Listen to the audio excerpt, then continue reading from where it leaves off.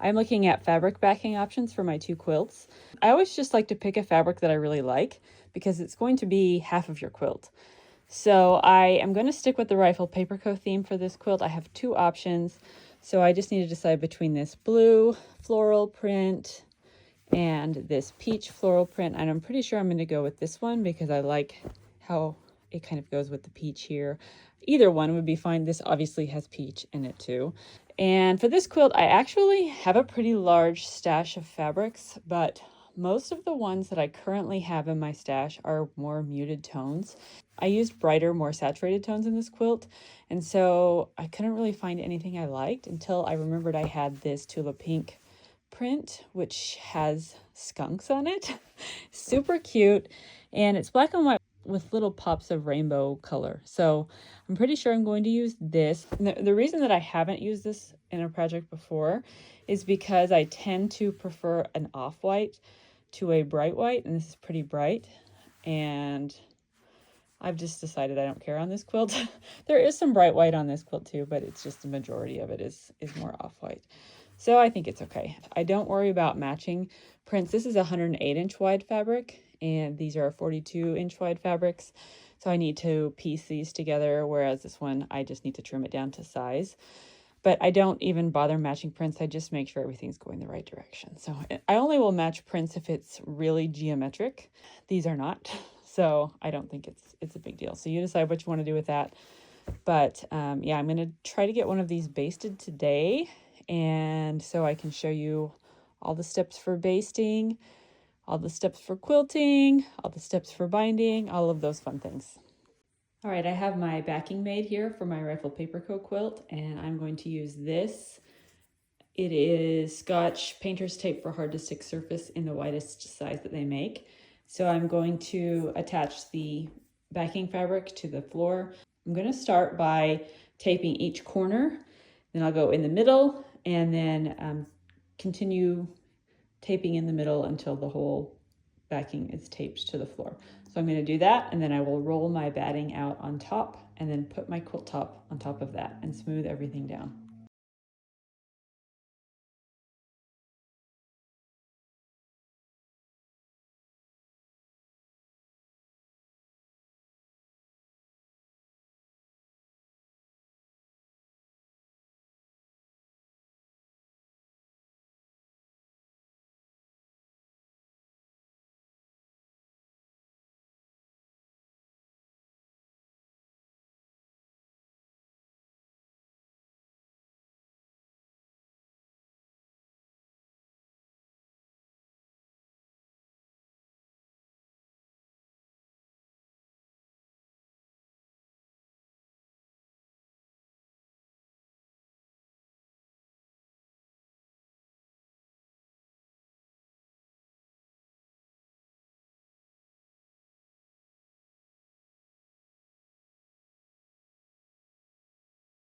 Okay, I now have my backing fabric taped to the floor. I have my batting smoothed over the top, and then my quilt top smoothed over the top of that. A pet peeve of mine is when a quilt has a seam that is not laying the way it's supposed to.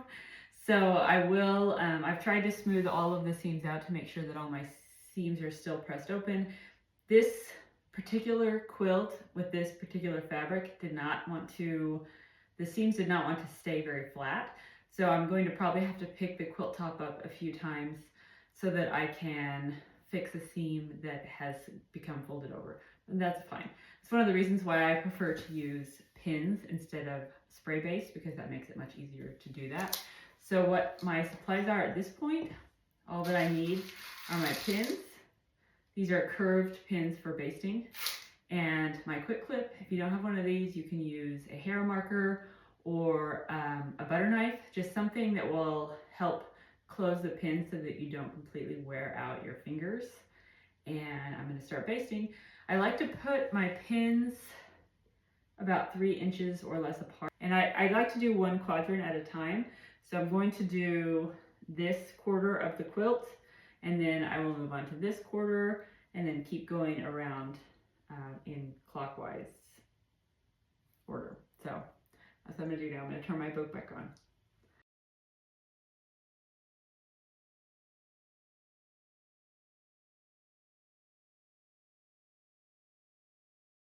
I've just finished quilting this Kristen quilt. This is my Rifle Paper Co. one. I quilted it with a serpentine stitch, just one direction. These are about, an inch and a half-ish apart. It's hard to tell because they're wavy. Something like that. I just kind of eyeballed how far apart I wanted them. So when I'm trimming a quilt that has borders, instead of using the edge of the quilt for trimming, I like to use the actual seam from the borders. And that's going to usually be a little bit more square than the actual edge of the quilt, since this can get a little wonky when you're quilting. So in theory, this should be 2 1/4 inches from this seam to the edge. If it got a little wonky, it may not be totally 2 1/4. So I'm going to probably trim it to about 2 1/8 inch. You can do whatever works for you, and if you find that some parts of the quilt don't have enough, you can go back and trim it a little bit more. It's just taking a tiny bit off, but it's going to make sure that my edges are square and even. You can see how I have this lined up right here at 2 1/8 right here, and I don't have it the exact same amount all the way along the edge here. So I have a little bit more over here, a little bit less over here. This will help even that out so that your quilt has a more square finish. So first I'm going to trim the corners. I usually leave a lot of extra batting around the edge just for safety. I don't know. It's okay if you don't. So there's my first corner. I'm going to go on to the next corner. It's right here. I'm going to make sure everything is smooth. I'm going to do the same thing with 2 1/8 or whatever size works for your quilt. So you can see here that parts of it have a little bit more that's getting trimmed and parts have a little bit less. That's why I do it this way. So I'm going to trim that side and then the top.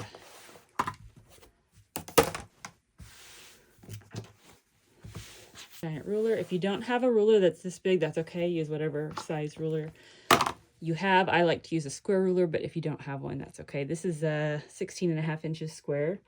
Really like this size. It's big, but it's not cumbersome and hard to manage.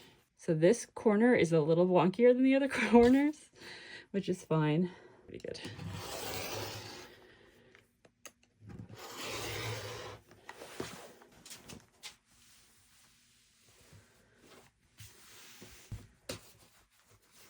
Okay, definitely make sure there's no quilt folded under there, because if you cut it, you're going to cry some tears. So do not do that.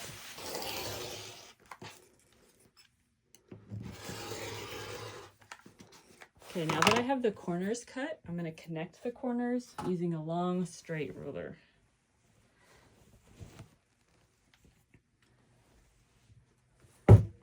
So I have this 8 1/2 by 24 1/2 inch ruler, which I love and use all the time.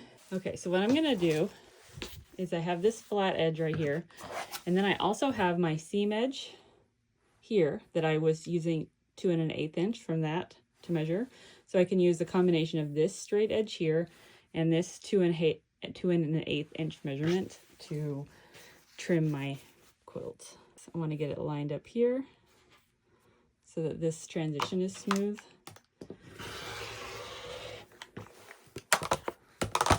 And now I have my edge here and this edge here. So I have 3 things I can line up. So I want to make sure this and this will be the most important 2 things to line up, and then 2 1/8 here. It should be a straight line-ish. So I'm going to use this edge. I'm going to line up 2 1/8. Make sure this is straight. This is hanging off the edge of a table. You want to make sure it's not getting pulled down, or you're going to end up with something wonky. Okay, that looks pretty good.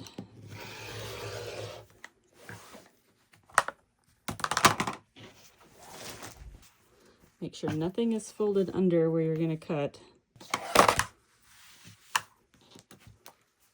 A little bit of batting showing here. I think I just didn't cut that straight.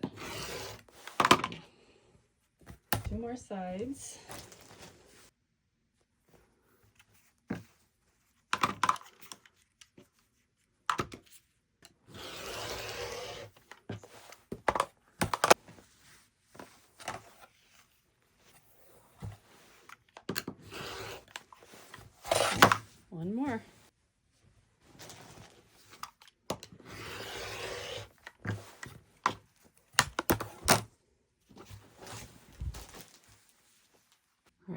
connect these two straight parts I've already cut.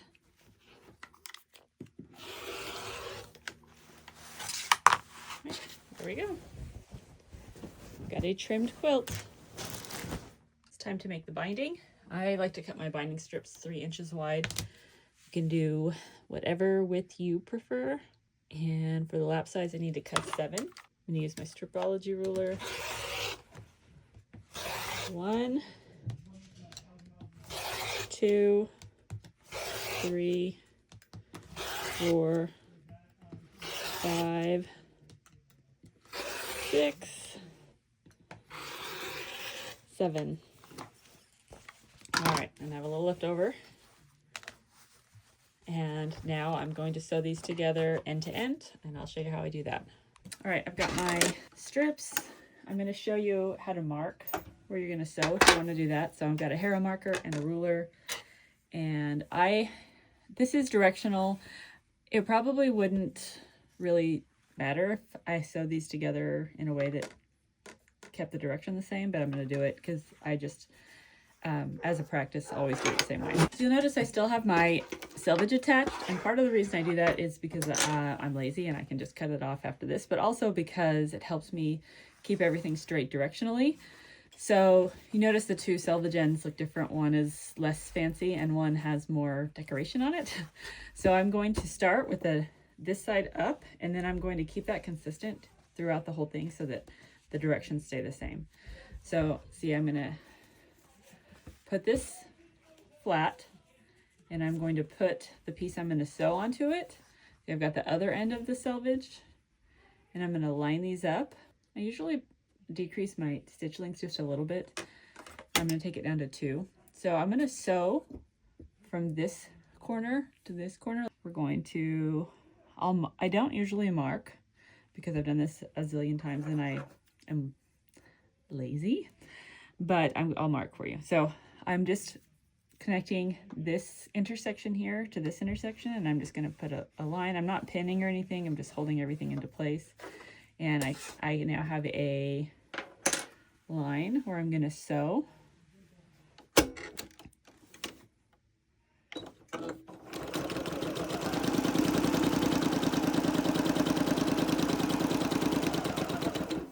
Okay, and now what I do, this doesn't matter so much when you're doing a print, but when this works really well for a solid, is I put my hand down on this strip, and then I lift this up and flip it over so it's flat. So you can see I'm making sure there's no twists in the entire fabric here. I just have it, I've just flipped it over. And again, if you're using a print, you obviously can tell which side is the right side and which side's the wrong side, but on a solid, you can't. So I just always do it that way. Okay, again, I'm lining these 2 up. Since I'm going to be trimming this selvage off, I usually leave just like 1/8 of an inch of extra space. So I'm going to mark a line here, hold that in place.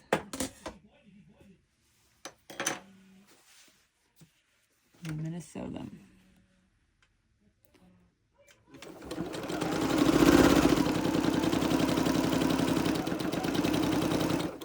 I'm going to do the same thing. Hold this down, flip this over. Again, I'm making sure that I am using the same direction. So I've got this end of the strip, line these up, mark this line, hold things in place,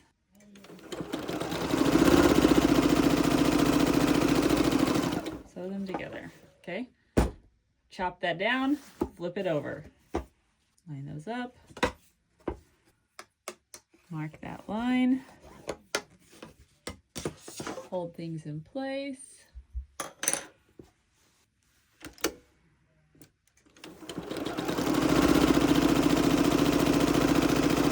sew them together.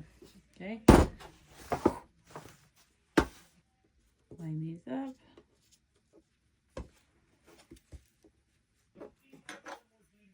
mark this line,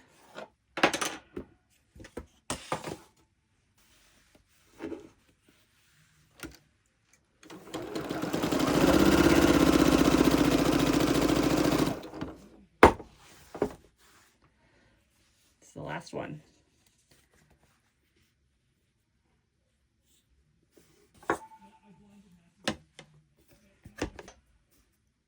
Mark that line.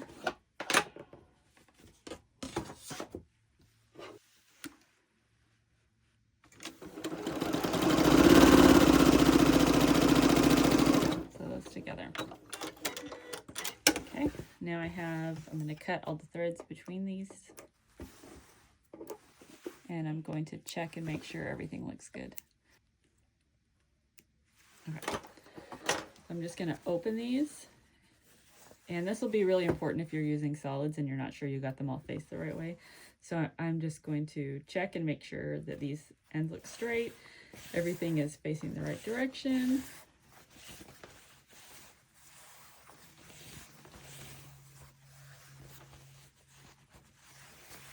There we go. Okay, I have my binding here. I have trimmed off the extra. I just lined up my ruler with the seam and then trimmed a 1/4 inch from the edge with my rotary cutter. So now I'm going to press my binding in half. And I don't use a tool or anything. I just fold it in half and press.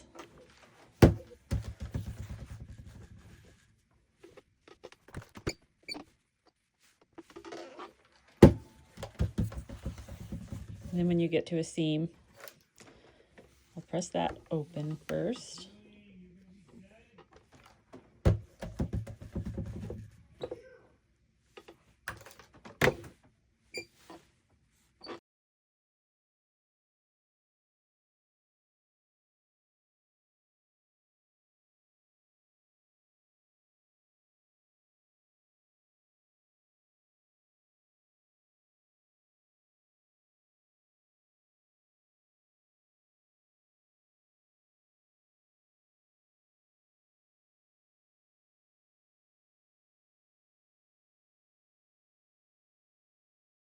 I'm going to attach the binding to my quilt now.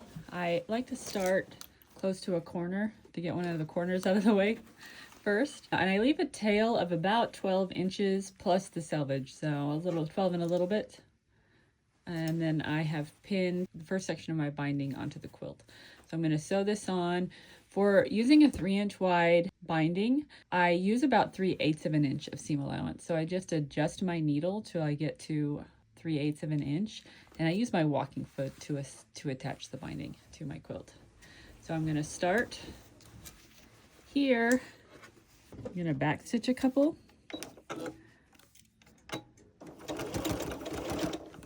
To get started. And then I'm going to sew until I'm about 3/8 of an inch from the corner. Usually I just eyeball it, but I'm going to mark it so you can see. Okay, so about 3/8 right here. So I've got a little mark there so I can see where that's at. And I will back stitch there also. Okay.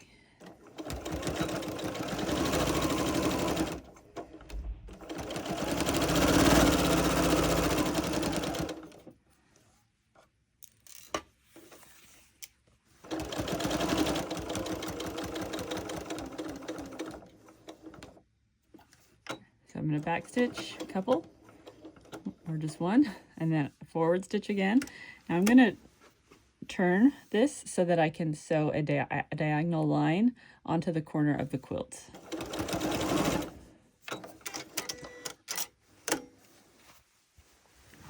And I find that those little stitches right there just help my corner be a little bit more secure and a little bit sharper. So you can see it sews right onto the corner right there. So right up until my seam allowance, and then a diagonal line to the edge of the quilt. Okay, so now I'm going to get the corner ready. So I'm going to pull the binding out this way, up, and then down. I'm holding right here at the edge. And sometimes it takes a little bit of maneuvering to get it lined up. You want it to be lined up across the top. You want it to be lined up across the side. And you want this side to be just covering the folded over part right here, straight. And I want that to be straight right with the, so usually I fold it down like this and then pin in place. I don't usually pin the whole side of the quilt before I attach the binding because I don't think it's necessary and it takes forever. I just do a couple, 1 or 2 pins to get everything lined up and in place for this side, and then I'll start sewing. Okay, I'm gonna make sure my quilt is situated so I don't have to keep adjusting it while I'm sewing this on. Okay, so I'm going to start sewing just shy of the edge of the quilt, so about right here. And I'm going to do a couple back stitches here, and then I'm going to start sewing along the edge.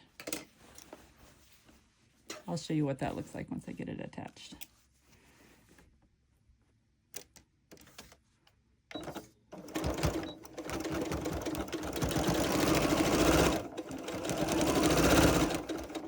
Okay.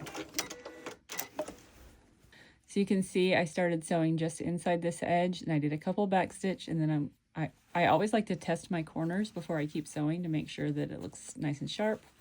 So I'm going to fold it over here, fold it over here, and the corner looks good. So I'm going to go back to sewing this side down.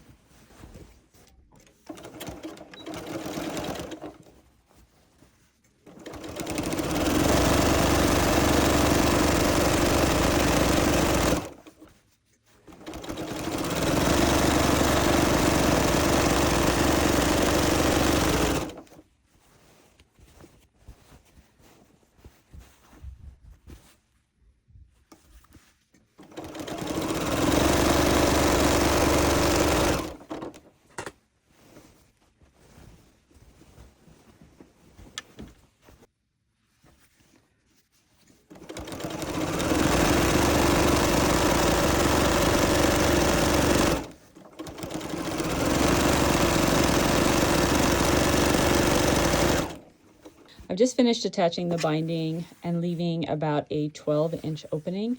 So I've backstitched on each side of these, and now I'm going to connect these 2 pieces so that I can finish attaching the binding. Now, this part I know scares a lot of people, and I promise, don't be scared. It's not bad. I'm going to cut the binding pieces so that they are the correct length to join them on my quilt. So I have about a 12-inch opening here. Maybe it's a little bit more. I'll tell you. It's more than 12. So it's about 15 inches, but you know, it doesn't really matter. I would say at least 10 and no more than probably 15 is good. All right, so what I'm going to do is first I'm going to take the left side. I can see my opening here, and I'm going to cut it about halfway down. One of the reasons I like to leave a little bit of extra space is because if there was a seam right here, I'd kind of want to cut it so that I wouldn't have 2 seams right next to each other. So there's no seam here. My seam is all the way back here, so I'm not worried about that. But it gives you a little bit more flexibility with where you can cut. So if there was a seam right in the middle, I could cut it a little bit further back and I would still have room so that I could join the pieces. I'm just going to cut right here in the middle. Now this is a nice scrap. Okay, and I'm going to make sure this is nice and flat and lined up. And I'm going to take my other piece and I'm going to fold it right where it meets here. I'm going to make sure that it's nice and flat and that it's folded straight. And right where they meet, I'm going to measure my binding width strip, which is 3 inches. So I've got 3 inches here. I'm going to mark that with the Hera marker right here. Now I'm going to find that spot that I just marked. And I'm going to cut about 1/8 of an inch within that. So now I'm going to sew these together. And what I'm going to do is I want them eventually to basically fit together like this, you know. So I need to sew them right sides together. So I'm going to put this one right side up. See how it's not folded over?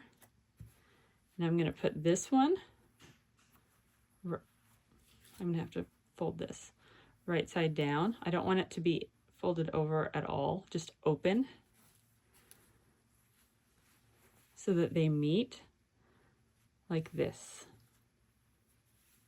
Okay, so let's go over that one more time. I want them to meet in the middle. I need them right sides together. So this one,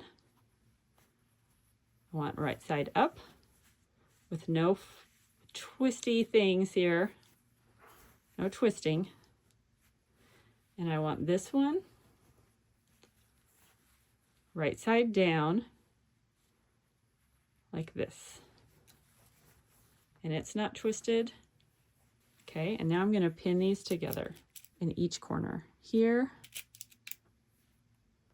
here, here, and here. And usually when I sew, I just eyeball it, but I'm going to show you how to mark it if that's helpful to you. I'm going to sew from the upper left to the bottom right. So I can kind of see my corner edge right here. So I'm going to line this up, this top corner right here. And I'm just going to put a little line with the hair marker. So now I can have a little mark where I'm going to sew. You can kind of see it. So now I'm going to sew along that marked line. All right, I've now sewn this together. You can see it fits. So I need to trim the seam allowance here. I just trimmed off that extra edge, and now I'm going to press this. All right, I've now pressed the seam open right here. So I always pin this part because it really helps to, if you have any, it really helps make sure everything works out okay. And I use a lot of pins. So I'm doing, kind of have 3 evenly spaced here, and now I'm going to fill in all the spaces in between those. It's just helping to distribute the length of the piece to be the same length as the quilt in case you're just slightly off. If you're off by a lot, it will be wavy. You don't want to do that. But if you're just like a tiny bit off, this will help. Just putting lots of pins in there. Okay, and now I'm going to sew them together, and then I will be done. All right, I've now joined the pieces. Everything lined up nicely. So what I like to do at this point is zigzag stitch around the entire quilt, which kind of just helps give this a more joined feeling within the binding. Some people don't like that, but I do, and it's my quilt. So I'm going to do that now, but that's totally optional. So yeah, there you go.